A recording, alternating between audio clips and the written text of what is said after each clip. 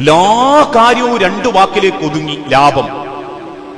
സൗഹൃദങ്ങൾ പോലും ലാഭ, ബന്ധങ്ങൾ പോലും ലാഭത്തിന് വേണ്ടി ഉപയോഗിക്കുക. അതുകൊണ്ട് തന്നെ സ്വന്തം ചോരനെ ചതിക്കാൻ പോലും ആളുകൾക്ക് മടിയില്ല. ഏട്ടനെ കച്ചവടത്ത് കൂട്ടി ലാഭം കിട്ടിയെന്ന് തോന്നുമ്പോ ഏട്ടനെ ചാമ്പി, അനിയനെ കൂട്ടി അനിയനെ ഒതുക്കി. ഇതൊക്കെയപ്പം നാട്ടിൽ നടക്കുന്നത്. സൗഹൃദങ്ങൾ, ഭാര്യന്റെ കുടുംബക്കാരെ, അളിയന്മാരെ, ബന്ധുക്കളെ, മോളവിയാപ്പിളനെ, ഇതൊക്കെ വ്യാപക. എന്തുണ്ട്? നിസ്കാരവും നോമ്പൊക്കെ എല്ലാവർക്കും ക്ലിയറാണ്.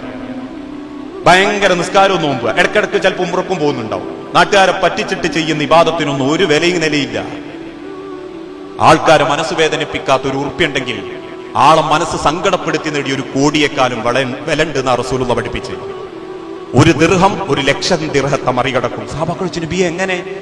ഒരു സാധുവിന് 2 ദിർഹമേ ഉള്ളൂ, ആ രണ്ടും ഹലാല, അതിലൊന്നോൻ അള്ളാന്റെ മാർഗത്ത് കൊടുത്തു. എന്നാൽ കോടീശ്വരൻ നാട്ടുകാരെ പറ്റിച്ചിട്ട് ഒരുപാട് മുതലുണ്ടാക്കിയവനുണ്ട്, ഓനൊരു 1 കോടി ഉറുപ്പ്യ കൊടുത്തു. ഓന്റെ കോടിയേക്കാൾ ഒരു ദിർഹത്തിനാണ് പടച്ചോന്റെ വില.